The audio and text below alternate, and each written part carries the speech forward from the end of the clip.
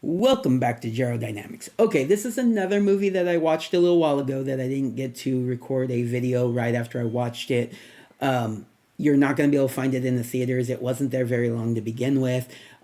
Look for it on some sort of streaming service, I think. But it's kind of a foreign movie, so I don't know if you're going to be able to do that.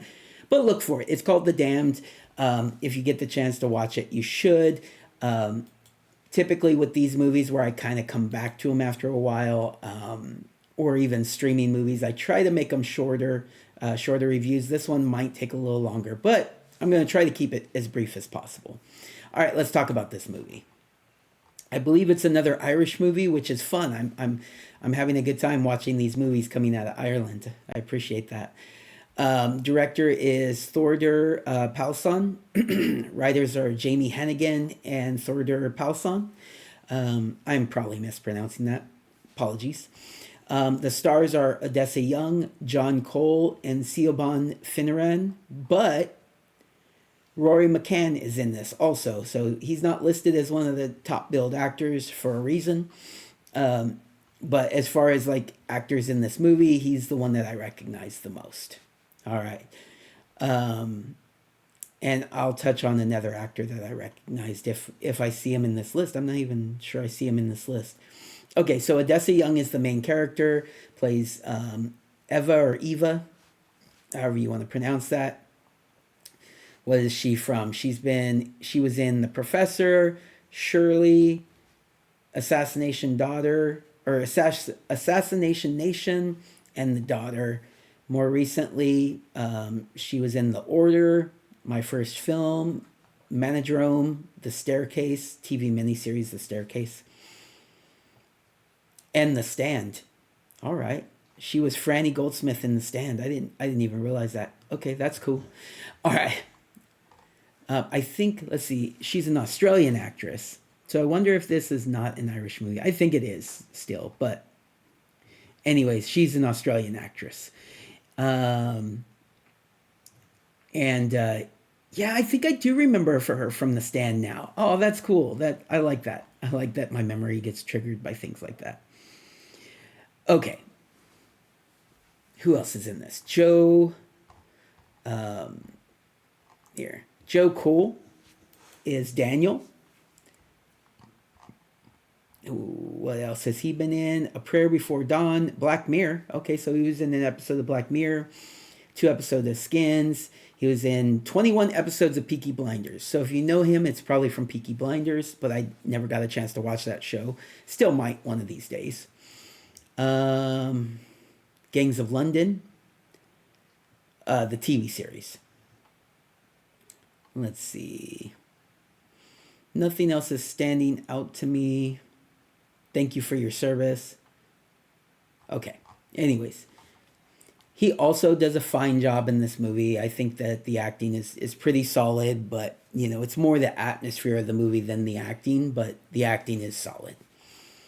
We have Siobhan Finneran, which is Helga. Do we know her from anything else? Let's see. Downton Abbey. That's probably where you know her from. If you know her, she was in 25 episodes. Boy A, Happy Valley, Rita Sue and Bob 2. She's been an actress for a long time. Rita Sue and Bob 2 is from 1987. More recently, TV series, The Reckoning TV series. Any movies? No, she's more of a TV actor. She's done a lot of TV series. All right. She's an older lady playing like kind of like a superstitious older lady. All right. Rory McCann plays Ragnar. He is the captain of the ship, as it were. He's in Game of Thrones, of course. You probably know him from Game of Thrones as the Hound, Sandor Clegane, the Hound. He's in Hot Fuzz as Michael Armstrong. Slow West, Jumanji: The Next Level as Jurgen the Brutal. What more recently, he was in Gladiator 2. That's right. General Tegula. He's going to be oh, he's going to be the voice of Megatron in Transformers Earthspark. I think he got recast to play that one Jedi in one of the Star Wars TV shows. Is it Ahsoka? The guy who passed away, they recast his character and they recast him with Roy McCann. I've never watched it, but I know a lot of people are big fans of it. So he's coming in hot as that role that people really liked, that people are bummed that, yeah. Anyways. Anything else I want to touch on? Triple X Return of Xander Cage, Tennyson Torch. All right. Anyways, I think he's a really good actor. I enjoy his work. He did a great job in this. He's not in it very long, though. Spoilers, like he dies pretty early on. All right. Anyways, Turlo Convray is Hakan. Let's see if this is the guy that I remember. No, I don't think that's... Oh, yeah, it is him. Okay, cool. Turloy Convray, if you know him, probably from Saint Maud. He was in Ready Player One as chief ology expert. He was in Belfast. He was in The Current War. He was in House of the Dragon as Lord Wallace Mouton. And Resident Evil as Richard Baxter. He's like a character actor that you've seen in things, right? Like Saint Maud. It's a small role, but, like, he's memorable for his small roles. I think he's a good actor. Big guy with a beard, long hair, beard, typically, but not always, apparently. This is him without a beard. Oh, that's fun. Oh, no, that's him in the background. Never mind. He has a beard. All right. Okay, so that's probably where I'm going to stop as far as the actors go. There's Lewis Gribben, Francis McGee, Michael O'Glane, all important actors in the movie. It's more of an ensemble cast than anything, but it's good stuff. So basically, the concept is they have this this fishing, not a village. It's like a fishing hut where they have all the guys. They come up there and it's in the super far north. It's like frozen. They go out, they fish during the fishing season, and then they sell their fish and live the rest of the year. Kind of like in America, how we send people up to Alaska to fish during the fishing season, and then they come back down to America, to the main continental United States. Most of them, or a lot of them, don't live up there. They just fish up there, right? It's kind of like that, right? They don't live up there. They fish up there, and then they go back to their families after the fishing season. But they're having a tough time. They're running out of supplies. They can't leave because they're snowed in. It's just, so they're struggling, but they're still just trying to move forward. They have to fish enough so that they can eat, but they also want to make sure they have enough to have something to sell when they get done with the fishing season. It's interesting, but then they see a boat crash in the distance, or a boat wreck in the distance, and it's sinking. And they could jump in their boat and go out there and try to save some people, but they decide not to because they're running low on supplies, and they feel like if they save anybody, it's just going to be more likely that they will not have enough supplies for everybody to survive. And so going and saving someone from this boat could cause some of them to pass, not to survive, right? That's my dog snoring. But yeah, so they make a decision not to go save the people, and it haunts them, right? And they, up there in the north, they have like this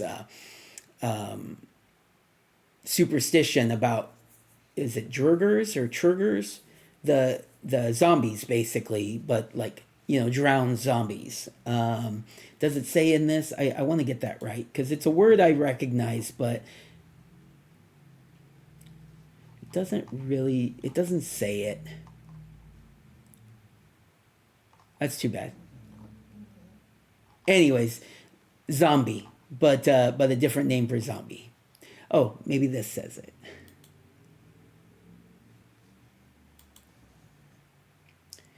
I knew this one was going to go a little long. I just really enjoyed this movie. I'm gonna try to wrap it up for you guys. No, it's not saying what it is. Anyways, Jurgers or something like that. It's like drowned zombies. Um, so they go back out the next day, and a crate has washed ashore that has some supplies, and they're thinking, oh, maybe some of these supplies survived or are floating out there. We're going to go out there and we're going to try to get these supplies so that we can have more supplies and try to survive. So they go out there to try to gather these supplies before the tide carries them out. And when they get out there, they find that some of the people had survived and were clinging to this like rock or a little mountain thing that's sticking out of the water, right? And they're like, oh shoot, and they try to like row away, but they can't row away fast enough, and the people swim and they start grabbing onto the boat, and there's a fight, and that's where Rory McCann's character dies, as he gets dragged into the water. And they end up like hitting one of the people that's trying to get into the boat with like a sword or not a sword, but like something that like was sharp and like a fish knife or something that like just cleaved his head. So anyways, it's pretty traumatic, and they jet back to the village. They've lost their captain. They killed somebody. The other people are left to die. And so they're haunted by this whole thing. Well, eventually the bodies start washing up on the shore, and so they try to put them in these like makeshift like caskets. And the old lady is trying to do these rituals to make sure they don't rise as these drowned zombies or whatever, but it doesn't really work. And then they start getting haunted, and the drowned zombie things they think are haunting them. Spoiler: is not a drowned zombie. It's another. One of the guys survived, right? And he's super mad about the fact that they, killed his friends and left everybody to die and stuff. And so he's kind of like haunting them or whatever. And he does end up like killing some people, but they end up killing him. And it's pretty spooky ending. The whole movie is really like kind of like psychological horror, because it's not like the Presence that I just reviewed, but it's horror. I would say it's more horror than The Presence, but very psychological. You're oh, what's gonna happen, right? And I just really enjoyed it. I think you should watch it too. I did kind of spoil it for you here, so you should still watch it. It's a good movie. All right, everybody, take care. Have a good day.